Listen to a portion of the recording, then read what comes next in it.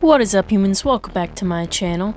Today I'm gonna be carving for you guys this beautiful piece of crystal Ethiopian opal. It's got great flash across the face there, but this is actually a recut for me. If you look at the back here, I sliced this piece off of another larger piece in the past.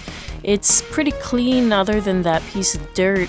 When we shine the flashlight through it, you can really see that that dirt there is really our only real obvious problem in this stone. It should be pretty straightforward as long as we can get that out with no problems. When we weigh this stone out, at its rough state, it weighs 5.58 carats. So this should be a pretty straightforward cut. If you guys want to see how this ends up getting shaped, be sure to stay tuned.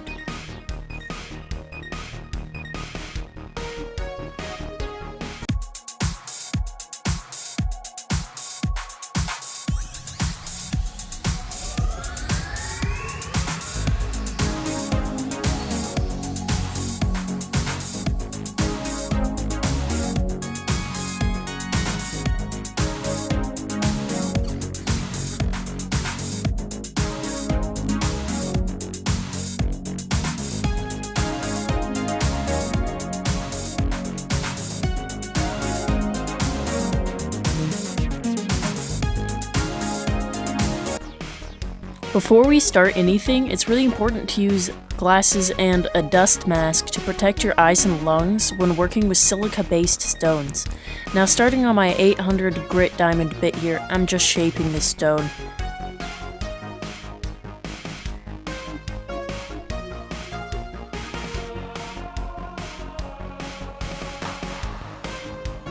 Now, as I was working on this stone, it started to crack on the side there, so I just broke that off and continued working on it, trying to get it into an oval shape. As I continue, I'm really focusing my efforts more on the edges of the stone, shaping the sides more than the face at this point, because with such a flat stone, you can really work the face out pretty well on the nova points. So I'm really just getting like a really rough shape on the stone with this bit. Moving on to my black nova point here. I don't know if you guys remember last time on my channel, but in my last video, the black nova point started to slip out of its fastening. So just please be very careful if you try this at home to make sure that your bits are super secure. And in this piece, it's really going to give it more shaping, as well as here on the brown nova point. These are the points that, in this particular stone, I'm really creating the face on these two. Something else to keep in mind here on the brown nova point, as well as the next silver nova point, is there could be pretty deep scratches left over from the black nova point and from the previous diamond bit. Really be sure to dry off your stone in between all of your nova points. Make sure that there's no scratches, and if you do see deep scratches, you really gotta work those out because they're not gonna really get worked out at any later stages. So once you're finished with the silver nova point, it'll have kind of a rough, hazy looking polish on it, and as you're working on it with the pink nova point, by the time you're done with the pink nova point, it'll have a semi kind of crispy-ish finish on it. Anybody who knows gems will recognize that it's not polished, but it looks kind of shiny after the pink nova point for sure. And so I'm just finishing up on the pink nova point here, making sure that it's wet in between as well. So this is the shape that we ended up with. This is what the stone looks like after the nova points, before any polishing with the water in it. This is it with the water out of it. And this one actually ended up drying out overnight for me. And then now I'm just moving on to the polishing process. I do my polishing process with lapidary diamond pastes.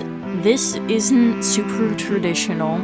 But this is something that I actually learned from a Black Opal Direct in a video from 11 years ago, in fact, on polishing with a Dremel. I use felt tips as well, rubbing the polishing paste on, making sure that I'm hitting all sides of the stone multiple times to make sure that it is well polished.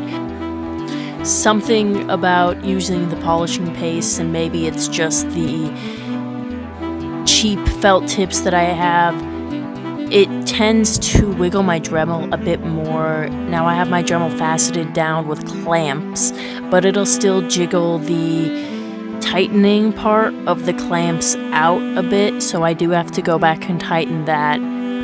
Another thing is that I am always, on every bit that I'm using in every video, keeping my Dremel on the lowest possible speed.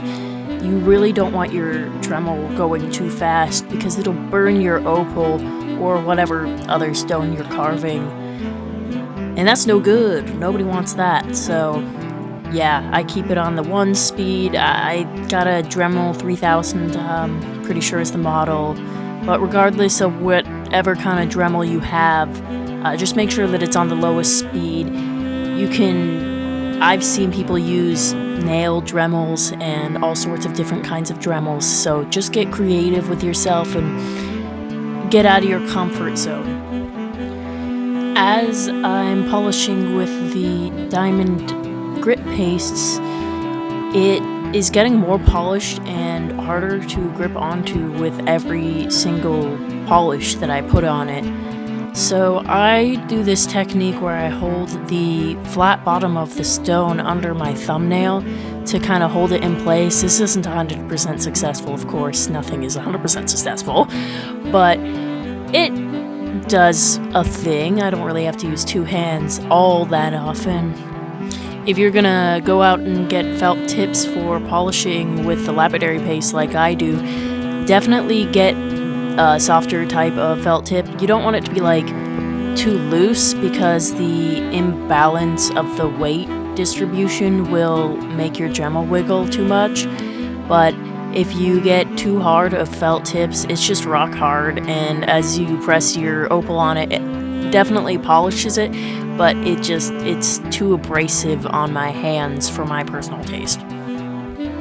And as I'm going through, when you see me take the stone out of view when I'm polishing it with the lapidary paste, I'm taking it and I'm kind of wiping it off on a cloth so that I can see and make sure that I've polished it adequately. And sometimes when I drop it, the base of the Dremel where it's holding the bit, if it bounces off of that, it'll scratch it. So it's really, really important to keep an eye on that and make sure that it's getting polished correctly.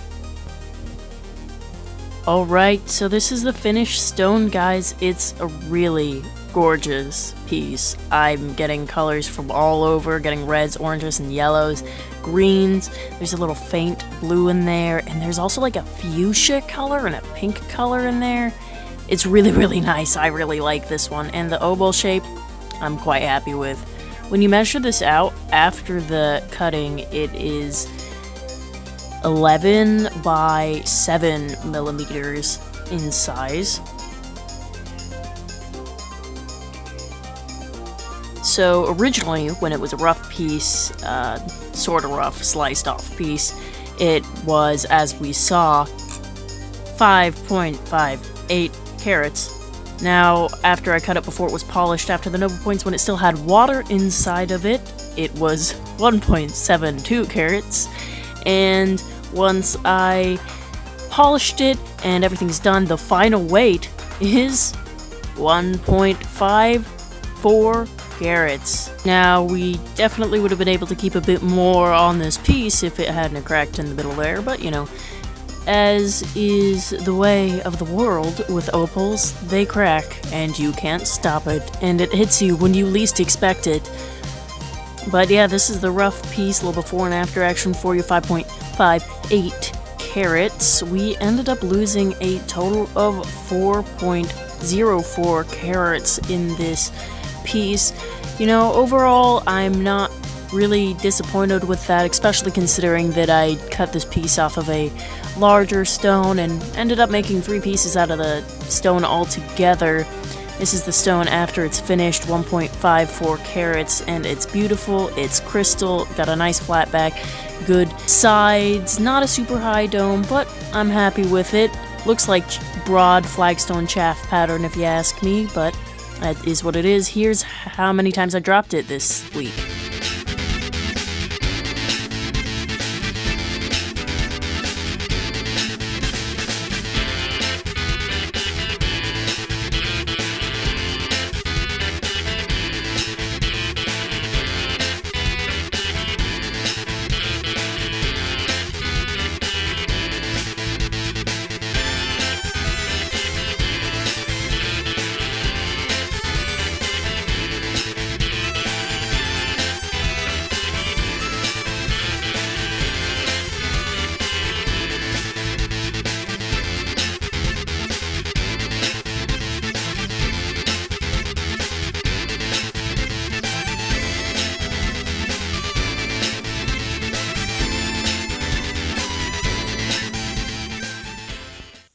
This week's painting is of Bolo Young, and this is an image of him from the Boxer's Omen. He's a sort of martial arts kind of guy from the 80s, if you don't know who he is. He's in some Van Damme movies like Double Impact.